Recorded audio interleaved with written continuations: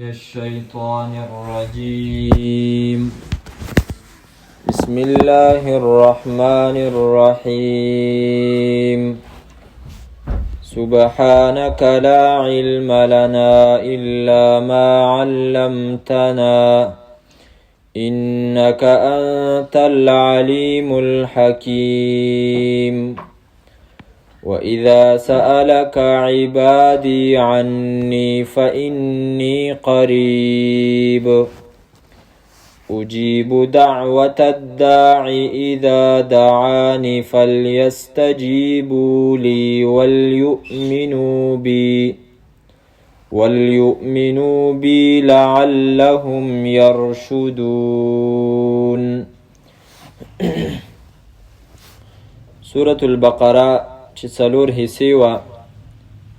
د هغې په څلورمه حصه کې موږ روان وو او د دې حصې بنیادي مسئله د الله تعالی په لاره کې جهاد کول وو او په دې حصه کې بنیادي درې قسمه مسائل بیانېدل.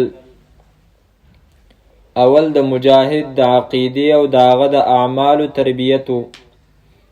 د هغې نه پس د مجاهد د کلي د هغه د علاقې او د وطن د اصلاح دپاره الله تعالی څلور قوانین بیانول. هغه څلورو قوانینو کې دریم قانون چې و نو هغه روژه وه او هغه د دې دپاره چې په جهاد کې بدني مشقتونه د لوږې تندې سره سره برداشت کولی، نو د مجاهد د تربیت دپاره په هغه باندې الله تعالی روژه کېښودله، د دې دپاره چې مجاهد په خپلم تربیت یافته شي او د خپلو حلالو او د حلال مال نه چې دی نو هغه منع شي. دغه رنګې د مجاهد د علاقې والا د حلالو مالونو نه د الله تعالی د حکم د وجې نه منع شي. نو چې کله وروستو بیا د دیو حکومت او د دیو سربراهي راځي په ملک باندې او د دیو اختیار راځي، مالونه د مسلمانانو د دیو په لاس کې اوړي راوړي، نو د الله تعالی د حکم د وجې نه به دی د دغه حرامو نه هم ځان بچ کوي، ځکه چې د دیو تربیت به شوی په حلالو باندې چې دی د هغې نه ځان بچ کړی د الله تعالی د حکم د وجې نه. نو اوس به د الله تعالی د حکم د وجې نه د حرامو شیونو نه هم ځان بچ کوي. بیا د روژې مسئله چې الله تعالی ذکر کړله، نو قانون دا دی چې هر عبادت سره انسان الله تعالی ته نږدې کیږي او بیا خصوصا منځ او روژه چې په دې کې د انسان قرب او نزدېکت الله تعالی ته راځي. چې کله الله تعالی ته نږدې شوي نو خپل حاجتونه او خپل مرادونه او خپل ضرورتونه په الله تعالی باندې چې دی نو پوره که او د هغې دپاره چې دی نو دعا لازمي خبره ده. نو اوس په دې آیت کریمه کې د دعا مسئله الله تعالی ذکر کوي. وَإِذَا سَأَلَكَ عِبَادِي، او کله چې تپوس وکړي ستانه بندګان زما عني زما په باره کې فإني قریب، پس یقینا زه نږدې ما. قرآن کریم کې د الله تعالی قانون دی، کم ځای کې چې د سوال او د تپوس خبره راغلی ده او الله تعالی خپل پیغمبر ته دا فرمایلی دي چې دا خلک ستانه تپوس کوي،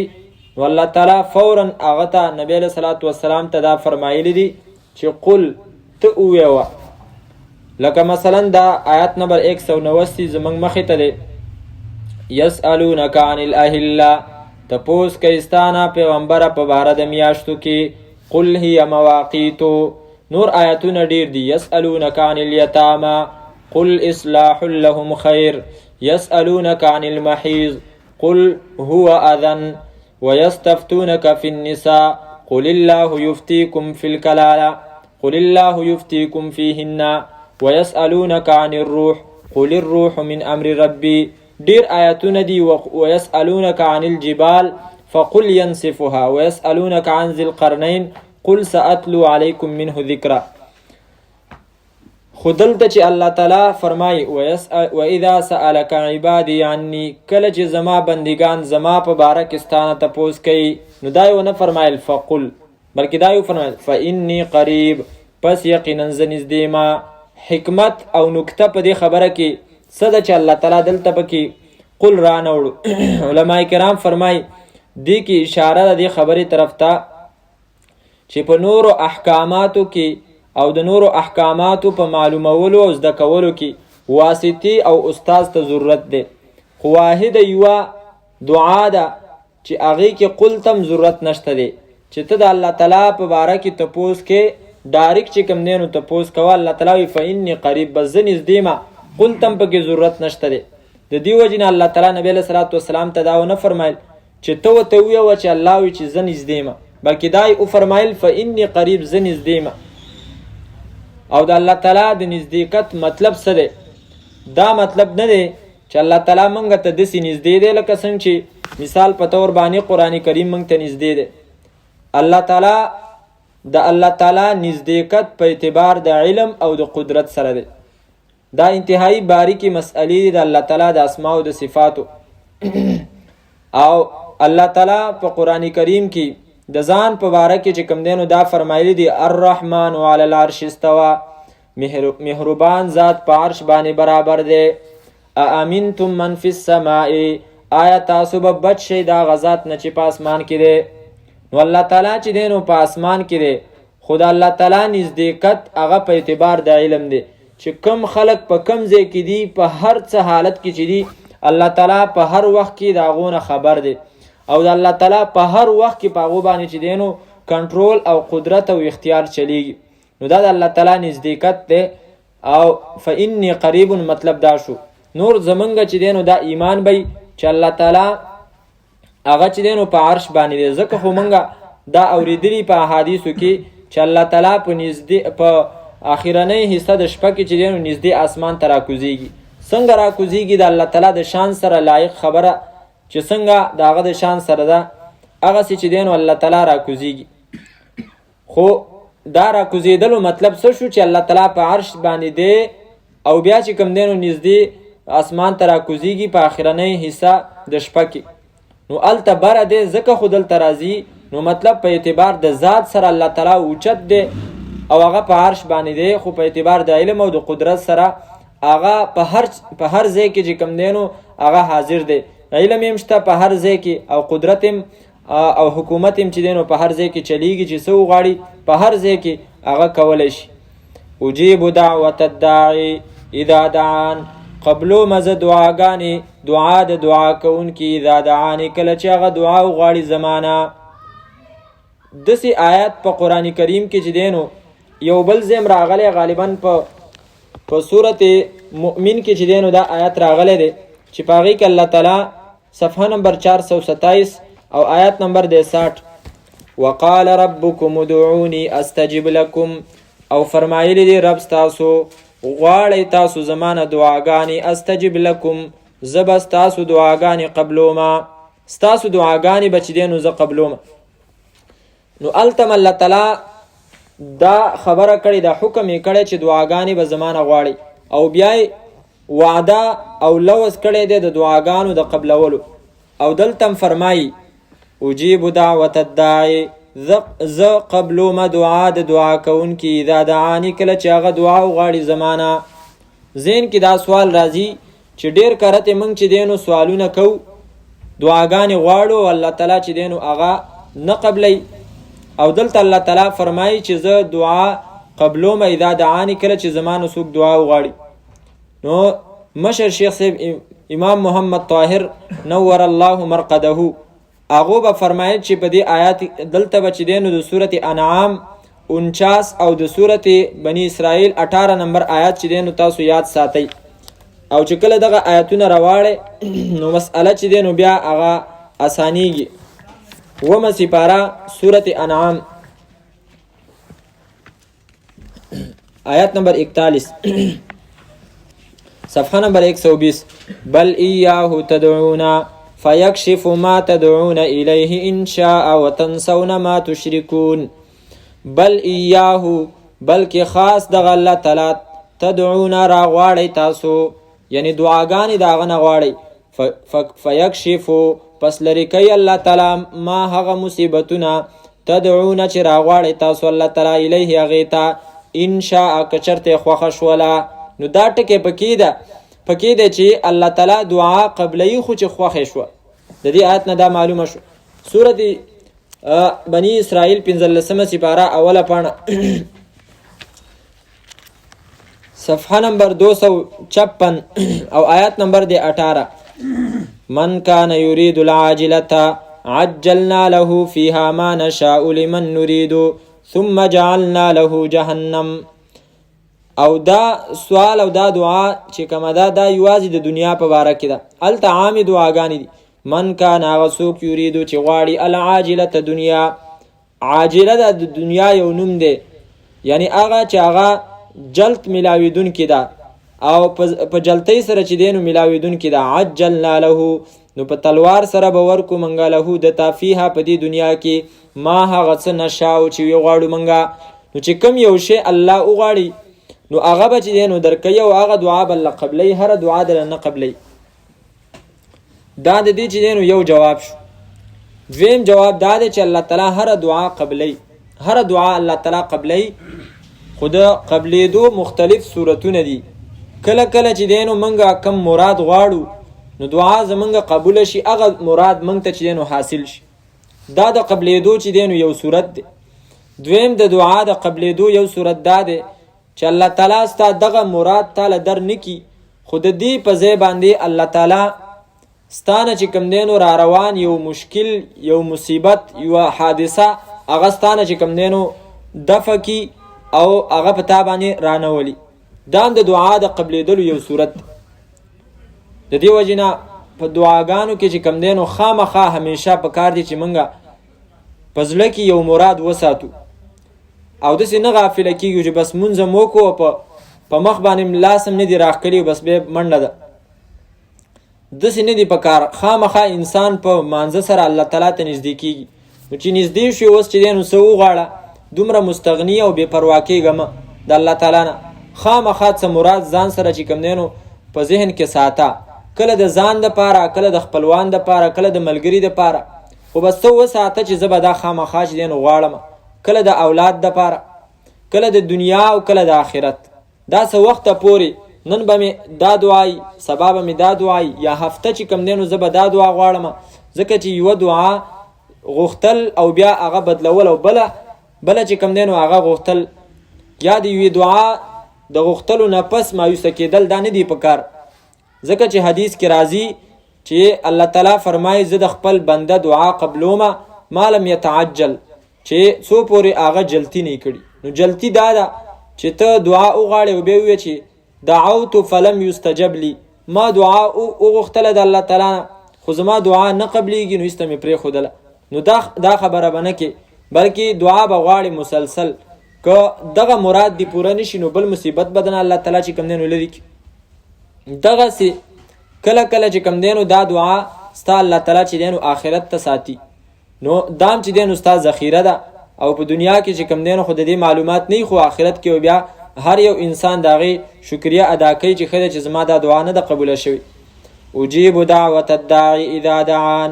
قبلو مزه دعا د دعا کوونکي کله چې دعا وغواړي زمانه. فلیستجیبوا لی، پس قبولوالی دې وکړي دا خلک زما د حکمونو. ولیؤمنو بی، او ایمان دې راوړي په ما باندې. لعلهم یرشدون، د دې دپاره چې دی روان شي په سمه لار باندې. رشد هدایت ته ویله کېږي. احل لکم لیلة الصیام الرفث الی نسائکم.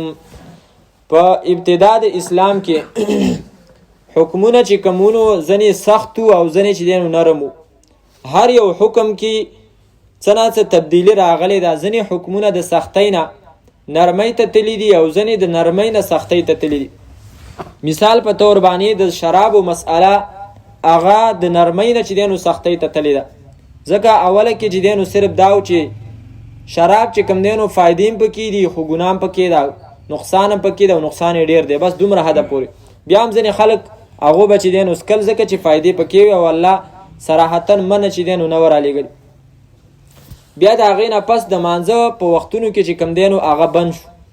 چې تاسو د مانځه په ټیم کې لا تقربوا الصلاة وانتم سکارا، د نشې په حالت کې به مونځ نه کوي. نو خبره لږه نوره سخته شوه او په آخره کې دې حد ته ورسېده چې الله تعالی وفرمایل انما الخمر والمیسر والانصاب والازلام رجس من عمل الشیطان فاجتنبوه. دا ګند د دې نه چې دی نو ځان ساته. او هغه بیا چې دی نو ختمه شوله، شراب مکمل بند شو، حرام شو. د مانځه مسئله هغه چې دی نو نرمه وه، بیا د نرمۍ نه چې دی نو سختۍ ته تلې ده. اوله کې چې دی نو صرف په مانځه کې چې دی نو هر قسمه خبرې هم جایز وي،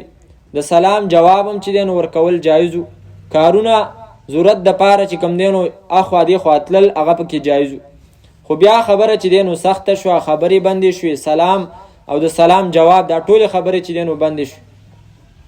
او حدیث کې راځي اسکنو فی الصلاة، په مانځه کې چې کوم دی نو ساکینه او په اطمینان سره ودرېږئ او لاسونه ډېر مه خوځوئ. ځینې خلک چې کوم دی نو په مانځه کې ډېر زیات لاس خوځوي. علما کرام د ډېر عمل چې په مانځه کې کیږي دا کم یو دی چې په هغې سره علما کرام فرمایي چې یاره مونځ ماتېږي. نو ځینې علما کرام فرمایي چې په یو رکن کې 3 پیرې د لاس چوت کو، بس دغه مونځ د لاړی خراب شو. او یا چې کوم دی نو لاس دی یا لاس دی داسې دواړه لاسونه دی داسې وخوځول چې بار یو کس تا ته ګوري نو هغه وایي چې یاره دا سړی مونځ نه کوي، دا هسې ولاړ، نو دا مونځ دی چې کوم دی نو دغه شو. به هر حال علماو د هغې ډېر چې کوم دی نو تعریفونه کړي چې عمل کثیر څه ته ویل کېږي. خو چې هر یو وي په مانځه کې چې کوم دی نو هغه د دې ډېرو حرکتونو نه چې دی نو ځان ساتل پکار دي. د الله مخې ته سړی ولاړي، دغه حضور دغه استحضار سړی کوي، ذهن ته دا راولي زه د الله مخې ته ولاړ یم، نو بیا به د هغه حدیث کې راځي لو سکن قلبه لسکنت جوارحه. که د یو کس په مانځه کې ډېر چې کوم دی نو خوځېدلو، لاسونه خوځول، نبی علیه السلام وفرمایل که د ده زړه په اطمینان او په سکون باندې وي او په هغې کې چې دی نو دا عاجزي وي، نو د ده دا اندامونه به هم چې دی نو خوځېدلي وي. ځینې خلک یې هغو به د ګیرې نه سم چې دی نو د لوبې ګرونډ جوړ کړی، بس لوبې پکې کوي په هر وخت کې. نو دا چې کوم دی نو د دې نه ځان ساتل پکار دي. ځینې خو بالکل زمونږ ترنول کې یو سړی دی، بس هغه په چپ لاس باندې په پوزه کې ګوتې وایي، په ټول مانځه کې چې دی نو هغه په ښه معتبر سړی دی، خو بس عادت چې کوم دی نو هغه الټه دغه شي جوړ شي، نو بس به مانځه کې هم چې کوم دی نو بیا جوړي. حالانکه دا خو عام حالاتو کې هم سړی چې دی نو په پوزه کې داسې ګوتې نه وایي، یو مجلس کې چې کوم دی نو سړی پې بد ښکاري، بیا د الله تعالی مخې ته. خو د دې خبرې چې کوم دی نو ذهن ته حاضرول پکار دي. به هر حال نو د مانځه مسئله چې کوم دی نو هغه د نرمۍ نه سختۍ ته تلې ده. د روجې مسئله هغه اوله کې سخته وه، بیا الله تعالی چې دی نو نرمه کړه. په هغې کې سختي دا وه چې کله به یو کس روجه ماته کړله نو د هغه دپاره به د هغې نه وروستو خوراک جایز وو د ماسخوتن د مانځه پورې، یا چې د ماسخوتن مونځ یې وکړو بس د هغې نه پس د هغه دپاره خوراک سکاک او زنانو خواته تلل د هر څه چې کوم دی نو حرام شو. او که دا چې ماسخوتن مونځ یې نه و کړی خو د مانځه نه مخکې چې دی نو دا اوده شو او سترګې پټې شولې اوده شو، نو په ده باندې چې کوم دی نو خوراک او سکاک دا پې حرام شو. دا مسئله خامخه ګرانه وه. نو د دې وجې نه ځینې صحابه کرامو باندې داسې حالت رالی چې هغه لکه قیس ابن صرمه رضی الله تعالی عنه چې هغه زمیندارو او هغه به چې دی نو دا کجوري به چې دی نو اوبه کولې د ورځې. یوه ورځ کور ته رالی، کور کې تپوس وکړو څه شته دی او که نه، نو کور والی وویل چې څه نشته دی ولکني اطلبو، زه یې لټومه په دې ګاونډیانو کور کې څه ګورم چې ستا دپاره یې راوړم. ټوله ورځ هغه غریب روجه او ستړی شوی، نو دا کور والی چې تلې وه واپس چې څه راوړي نو چې خیر یې کړی نو دا ایسته اوده شوی. نو هغې وویلې خیبة لکه، تباشي ته خو چې کوم دی نو اوس اوده شولې، تا باندې چې کوم دی نو اوس هم د لوږې غلبه وه، سار له چې کوم دی نو ستا دپاره خوراک حرام دی او سبا له بې روجه ده. خو به هر حال صحابه د الله تعالی د حکم چې دی نو تابع و، نو هغه روجه شو. سبا له چې دی نو هغه باندې بېهوشي راله د ماسپښین په ټیم کې، نو هغه وخت کې بیا الله تعالی دغه آیتونه راولېږل وکلوا واشربوا حتی یتبین لکم الخیط الابیض من الخیط الاسود من الفجر. نو دغه د خوراک او د سکاک اجازت وشو. باقی پاتې شوله د زنانو خواته د تللو مسئله. نو په دې کې علما کرام فرمایي چې دام حرامه وه، خو آیا د صحابه کرامو نه داسې څه شوي چې زنانو خواله چې دی نو د روجې په شپه کې تلي او که نو شوي. زمونږ استادان فرمایي چې نه، د صحابه کرامو نه چې کم دی نو داسې څه نو شوي چې زنانو خوا له هغې ورغلي او د دې وجې نه الله تعالی دا حکم راولېږو چې اوس ستاسو دپاره چې کم دی نو دا حکم موږ ما نرم کو او تاسو د زنانو سره د په روژه کې چې دی نو د شپې میلاوېدلی شي. زمونږ استادان چې دی نو دا بیانوي. او عام مفسرین فرمایي چې نه، داسې صحابه کرامو نه دا غلطي شوې وه چې هغه د روژې په شپه کې چې کوم دی نو د خپلو زنانو خوا له تلي او خصوصا په دې کې د حضرت عمر فاروق رضی الله تعالی عنه نوم هغه ذکر کوي چې هغه رالی او نبی علیه صلات وسلام ته دا ویلې چې زما نه داسې غلطي شوې ده. نبی علیه صلات وسلام وفرمایل ما كنت اجدر یا عمر ستا د شان صدا لایق نو. بیا څه نورو کسانو هم داسې خبره وکړه، خو به هر حال که شوي هم هغه صحابه او هغه خپله غلطي د الله پیغمبر ته پیش کړله او د هغو د غلطۍ د وجې نه چې هغه الله تعالی ولیدل، الله تعالی دغه حکم منسوخ کو. نو زمونږ دپاره پکې نرمي وه. په دې کې موږ له د صحابو شکریه ادا کول پکار دي. موږ دپاره به چې کوم دی نو دا حکم سخت وي. به هر حال الله تعالی چې دی نو دا نرمي راوستله. احل لکم روا کړی شوي دي ستاسو دپاره، حلال کړی شوی دی ستاسو دپاره لیلة الصیام په شپه د روژو کې الرفثو تلل الی نسایکم خپلو زنانو خواته. مراد چې کوم دی نو کوروالی دی، خو الله تعالی انتهایی کریم ذات دی. ان الله کریم یکنی، الله تعالی اشاره چې کوم دی نو کوي. هن لباس لکم، دا زنانا جامې دي ستاسو دپاره، وانتم لباس لهن او تاسو جامې وئ د دی دپاره. څنګه چې لباس د انسان د عورت دپاره ستر او پرده جوړیږي، دغه رنګې سړی د زنانه دپاره، خاوند د ښځې دپاره او ښځه چې کوم دی نو د خاوند دپاره دا سبب د پردې دی. ولې؟ ځکه الله تعالی د دې دواړو دپاره د یو بل نه خپل ضرورتونه پوره کول جایز کړي دي. که چېرته دغه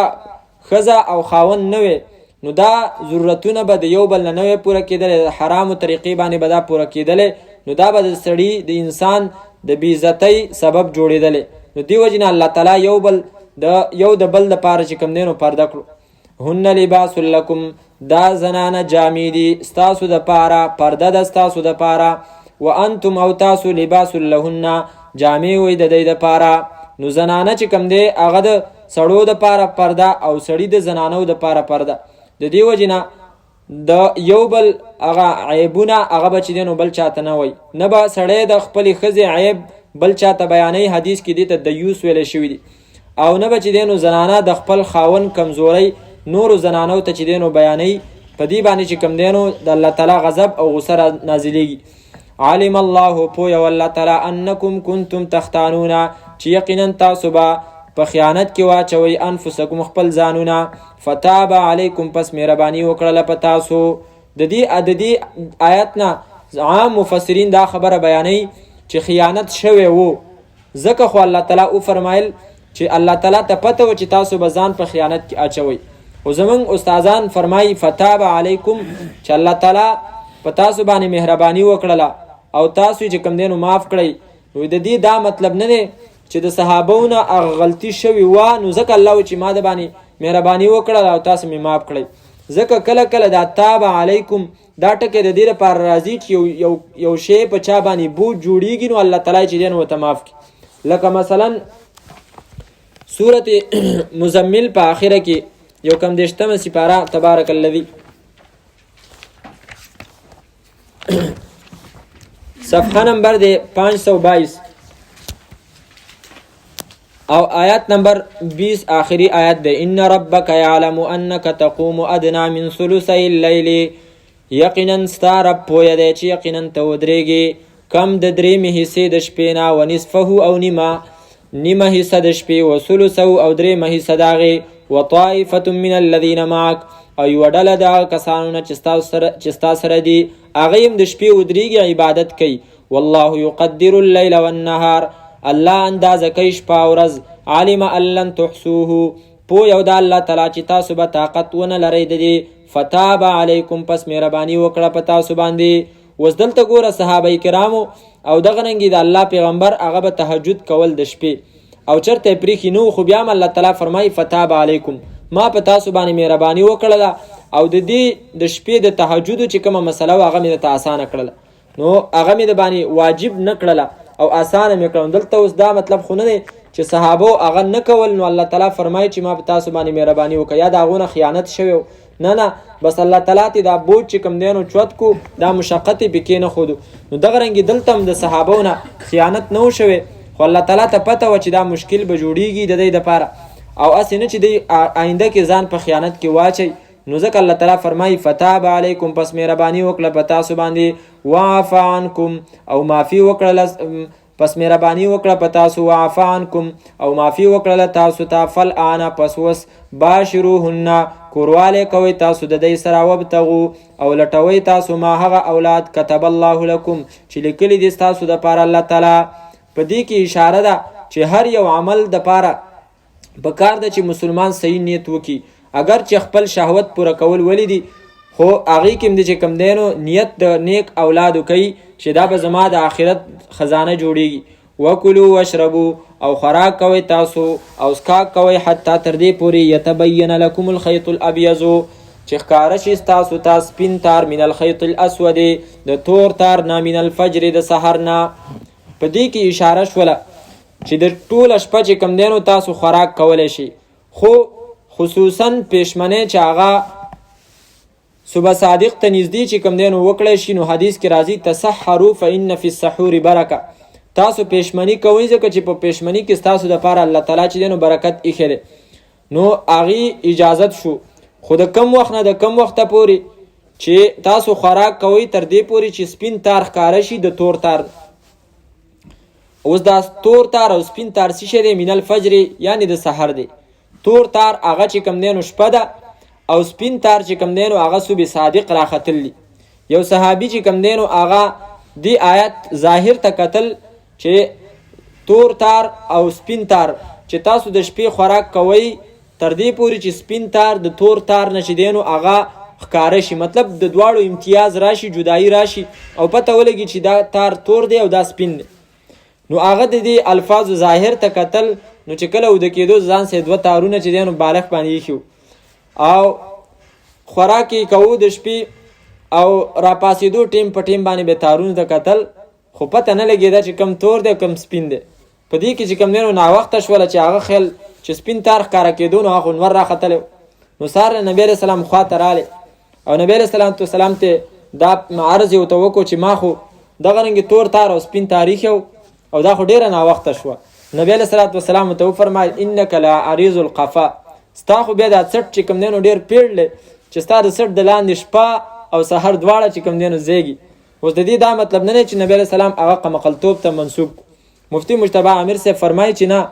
اشاره ده پکې دې خبرې طرف ته چې ستا دا دونه ورکوټی بالغ دی د دې د لاندې څنګه چې کوم دی نو ټوله شپه م راله او صبح صادق هم رالی دغې طرف ته اشاره او بالفرض که نبي علیه السلام هغه ته کړي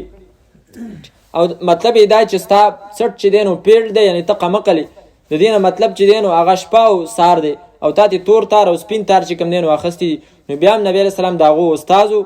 او هغه د هغو دپاره چې کوم دی نو دا مناسب و. زموږ دپاره چې دی نو د دې اجازت نشته. کله کله یو غټ استازي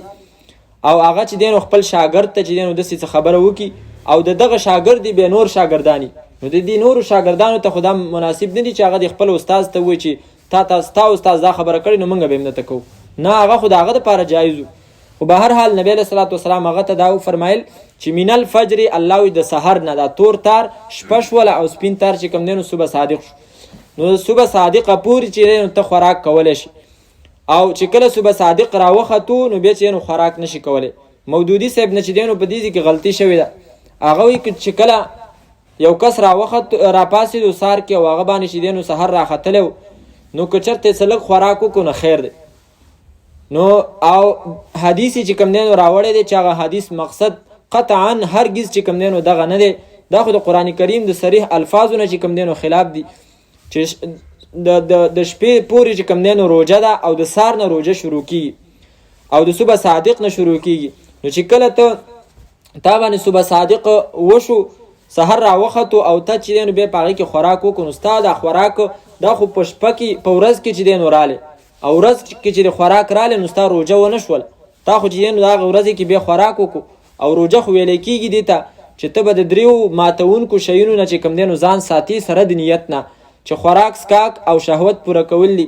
د هغې نه به ته ځان ساتې نو تا خوراک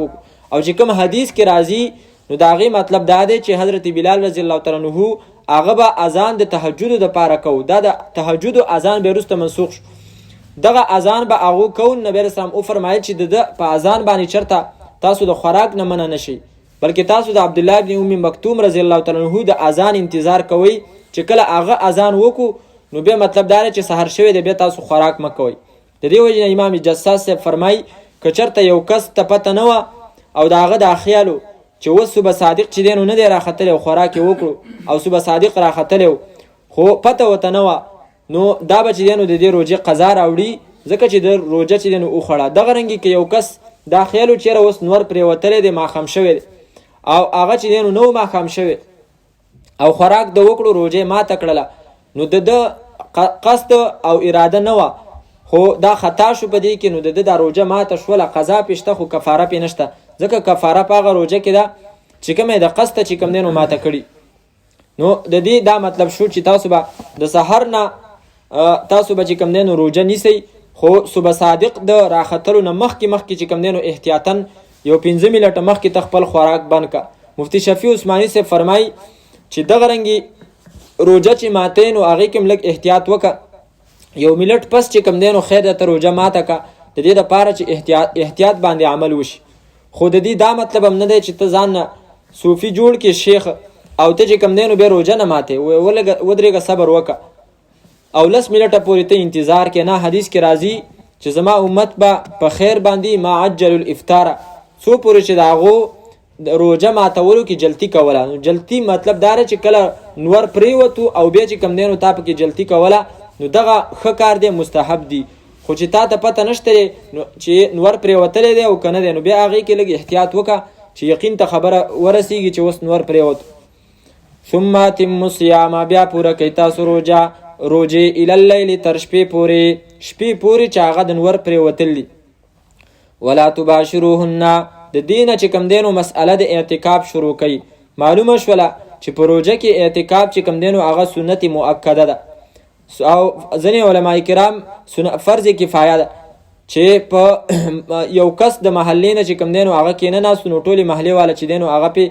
ګناهګاریږي بلکې فرض کفایه نه سنت مؤکده ده سنت مؤکده ده نو په دې کې چې کوم دی نو بیا به ټول پرېښستونکي د سنت د نبی علیه صلات وسلام جوړیږي که چېرته هغې کې یو قسم په محله کې کېنه ناستو ولا تباشروهن او تاسو مه یو ځای کېږئ کوروالی مه کوئ د دې زنانو سره وانتم عاکفون په داسې حال کې چې تاسو اعتکاف کوونکي وئ فی المساجد په جوماتونو کې اعتکاف ځان بندولو ته ویلی کېږي او دا په جومات کې چې کوم دی نو کېږي هغه جومات چې په هغې کې 15 وخته مونځ کېږي د جمع سره نو په هغې کې اعتکاف چې دی نو هغه سنت مؤکده دی او بیا د هغې نه وتل د ضرورت دپاره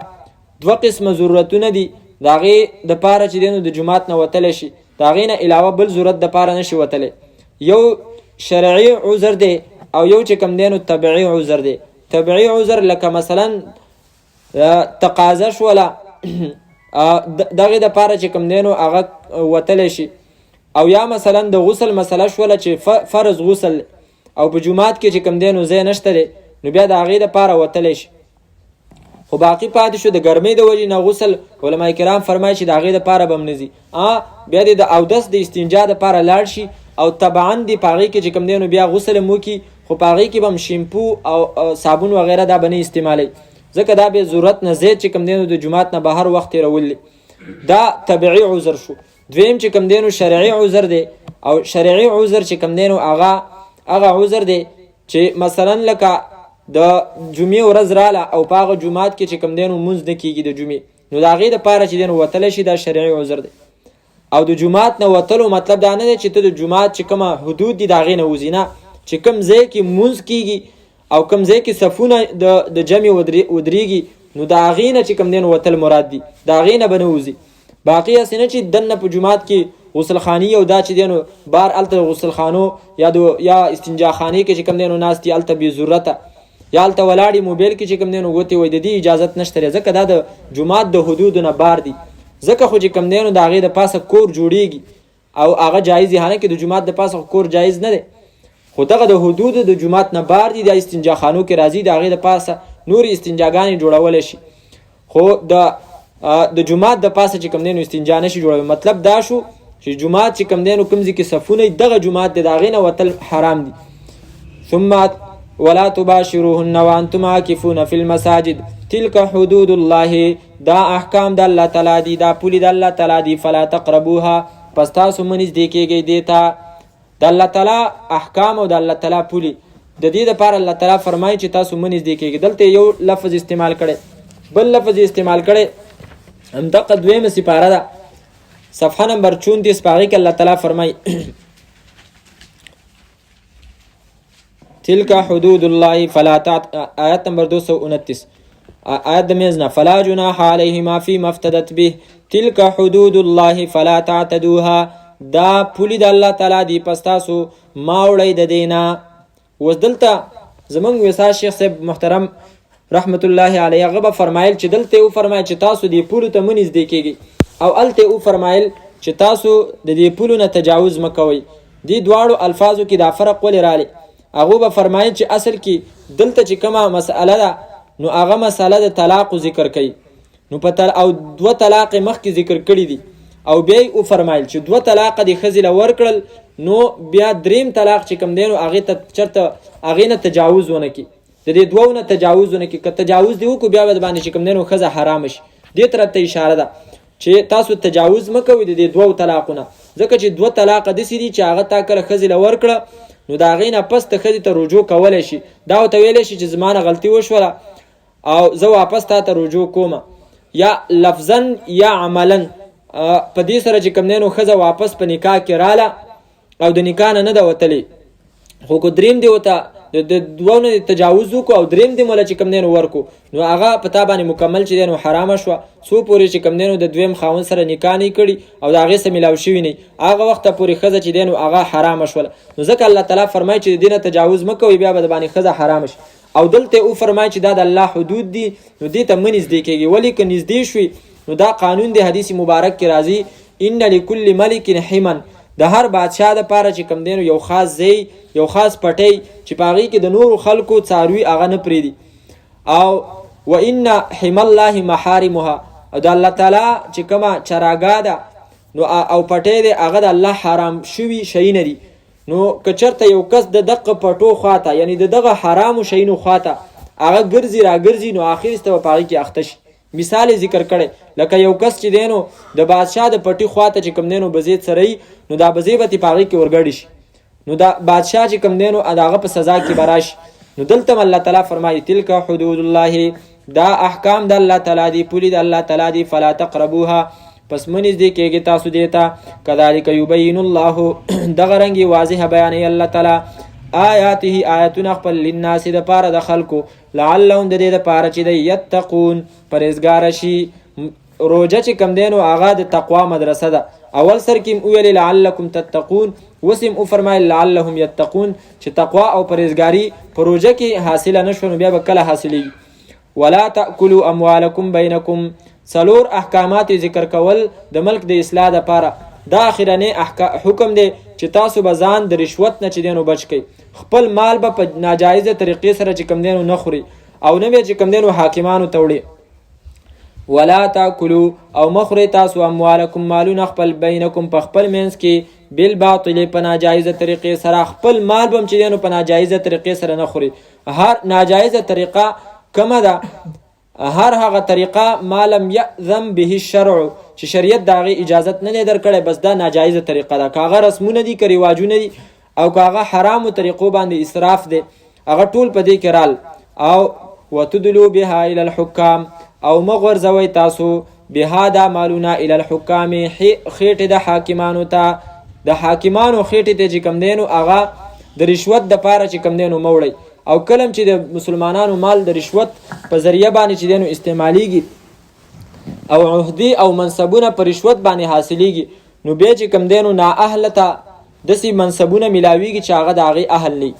او مفتی مجتبی عامر صاحب حفظه الله هغه د دې آیات د لاندې لطیفې په طور باندې ویل چې داسې کسان بیا ډاکټران شي چې په اپریشن کې د هغو نه قینچې نه چې کوم دی نو د مریض په خېټه کې پاتې کېږي. بیا یې دا قصې وکړه چې یو کس یو ډاکټر اپریشن کړو او بیرته ول اپریشن ټکی ګنډلې وي او چې وروسته خیال کړو قینچي نه هغه ته دننه پاتې شو ځکه چې ول دا لایق او قابل نه. یا بله قصه لطیفه ذکر کړې وي چې سکول کې یو کس چې کم دی نو هغه دغه رنګې د رشوت په ذریعه باندې استاد شوی نو بیا چې کله د سکول مشر هیډ ماسټر هغه راغلی د ماشومانو امتحان اخیستو نو هغو نه د اردو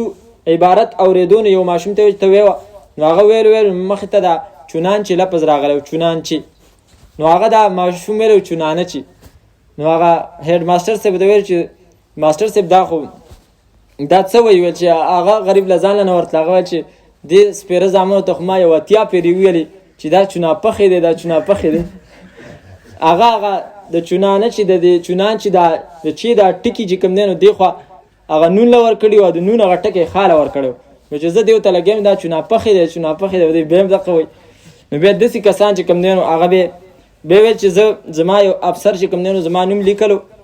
نو د مفتي صاحب نوم مجتبا هغه چې کوم دی نو میم جیم او دا تا او با دا د یا په شکل کې بیا راځي مجتبا نو ویل هغه اول خو د تا په ځای طوا ولیکو مجتوا او بیا چې کوم دی نو د با نه وروستو ها هغه ولیکله لکه څنګه چې د طلحه په اخره کې ها راځي داسې چې کوم دی نو ها ولیکه نو ویل ما ویل چې دا اوس څه شی شو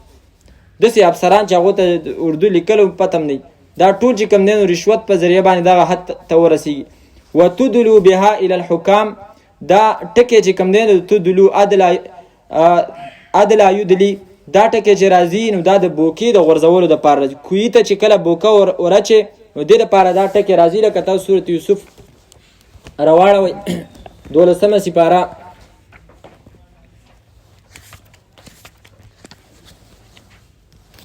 صفحه نمبر 214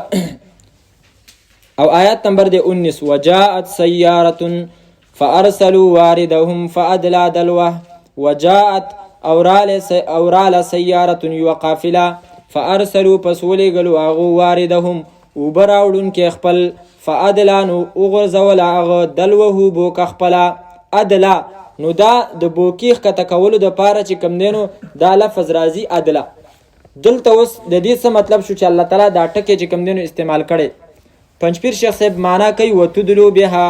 او مغرزوي تاسو دا مالونه ال الحکام خېټه د حاکمانو ته د سی عجیبه معنی کړي دا عمرونه هغه چې کم دینو قران کریم د خدمت د پاره وقف کړي ځکه خو په الله تعالی د قران کریم هغه نکتې چې کم دینو هغه را کولاو کړي عام تفسیرونو کې دا معنی د سینې ملاويږي واغو چې کم دینو ډیر په سوچ سمجھ سره دا معنی کړي او بیا چې دینو مفتی صاحب داغه مقصد بیانو چې وتدلو بها چې تسنګ کوی ته بوکا ورخته کې نو اغي بوکا کې چې دینو به چې راوباسي نو وب پکې راوځي د غرنګي د رشوت په طریقه باندې ته د حاکم او د عہدی والا خېټه ته چې دینو د خپل مال ورچي مقصد دی دای چې د دې مال په ذریعہ باندې داغه د خېټې نه چې کم دینو زڅ عہده او منصب راو باسم او ځان له چې کم دینو س ډیګري هغه اومنم او څه چې کم دینو هغه اصول کما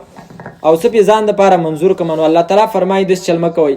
وتدلو بها الى الحكام او مغرزوي تاسو دا مالونه خپل خېټه د حاکمانو ته لتاكلوا د دې لپاره چې وخوري تاسو فریقا صحیحا من اموال الناس د مالونو د خلقونه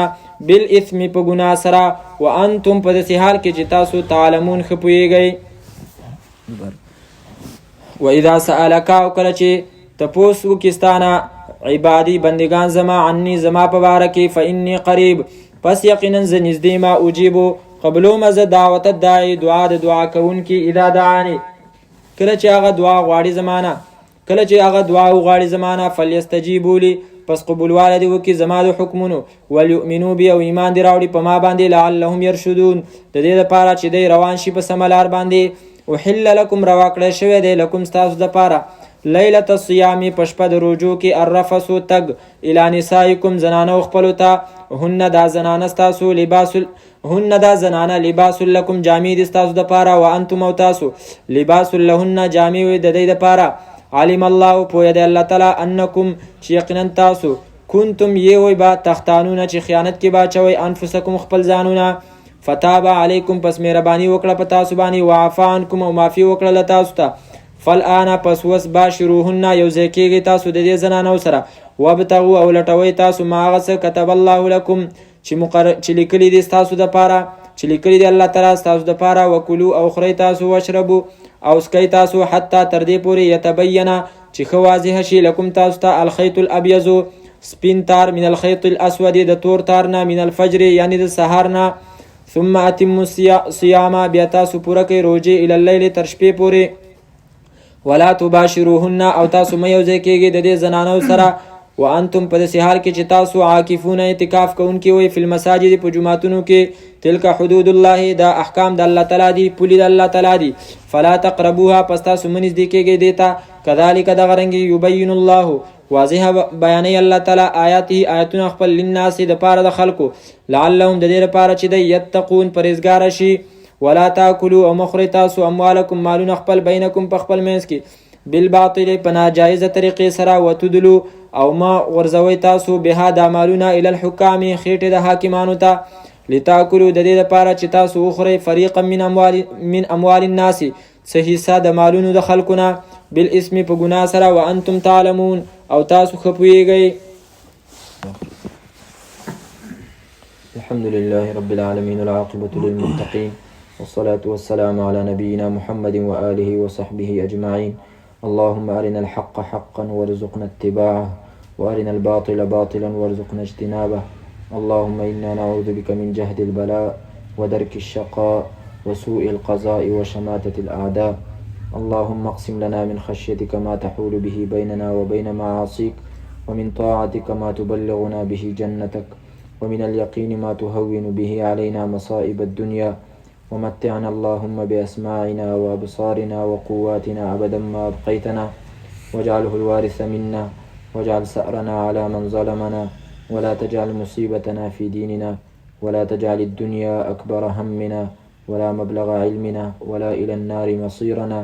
واجعل الجنة هي دارنا. اللهم لا تسلط علينا بذنوبنا من لا يخافك فينا ولا يرحمنا. اللهم اجعل القرآن العظيم ربيع قلوبنا واجعله حجة لنا ولا تجعله حجة علينا ووفقنا العمل به وبسنة نبيك محمد صلى الله عليه وسلم. ربنا تقبل منا إنك أنت السميع العليم وتب علينا إنك أنت التواب الرحيم. وصلى الله تعالى على خير خلقه محمد وآله وصحبه أجمعين برحمتك يا أرحم الراحمين.